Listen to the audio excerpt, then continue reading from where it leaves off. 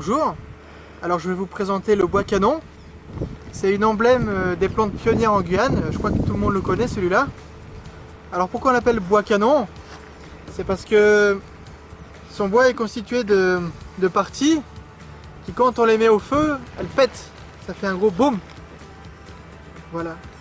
Alors c'est une plante myrmécophyte, ça veut dire qu'elle vit en association avec des fourmis, donc on voit des fourmis ici. Et donc la plante fournit de l'énergie, du sucre, et fournit un habitat aux fourmis. Et les fourmis, en échange, elles défendent la plante des prédateurs. Alors en Guyane, il y a 60 espèces à peu près. Et nous, sur la mine, on en utilise essentiellement deux. Le Cecropia obtusa et le Cecropia cyadophila. Donc c'est une plante majeure en réhabilitation parce que elle est très peu exigeante, elle pousse très vite, elle fournit très rapidement beaucoup de matière organique. En 2-3 mois, on peut obtenir des plants comme celui-là. Voilà, par exemple celle-là, c'était une mauvaise herbe. Voilà. Et voilà la taille d'un mouloussi à côté, qui grandit beaucoup plus lentement, qui pourtant est une plante pionnière. C'est une plante pionnière par excellence et c'est aussi une plante médicinale et beaucoup utilisée par les Amérindiens. D'ailleurs, le bourgeon se mange. On peut aussi faire des décoctions des feuilles. Ce sont des feuilles qui ont un effet tonique pour le cœur. Aussi, on peut faire avec les cendres, on peut faire un cicatrisant aussi. Voilà, donc il y a plein d'usages. Donc on récolte les graines essentiellement du milieu à la fin de la saison sèche. Donc c'est là qu'il y en a en abondance.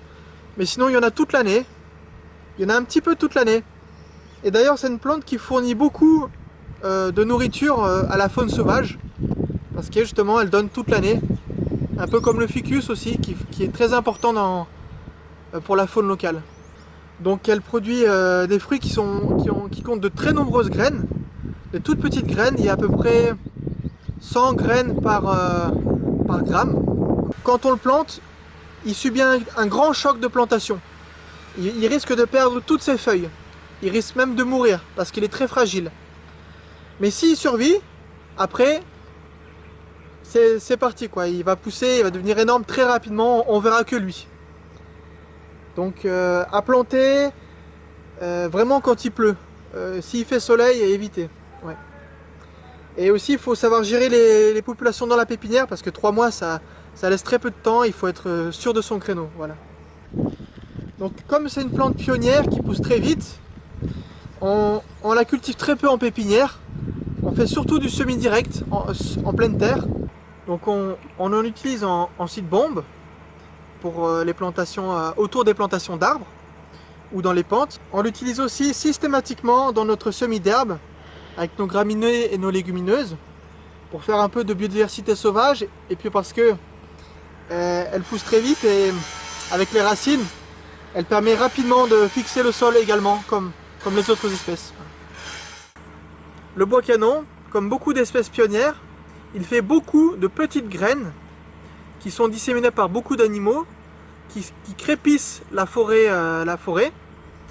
Et en fait, pour germer, ils ont besoin d'un peu de luminosité. Ils ont besoin de lumière. Donc en fait, c'est les graines, elles attendent dans le sol. Et dès qu'il y a un arbre qui tombe, qui fait un chablis, c'est à ce moment-là que les graines germent. Et c'est pour ça qu'on en voit à peu près partout dans la forêt. Voilà. Et sur internet, j'ai vu que les graines peuvent se conserver plus de 5 ans.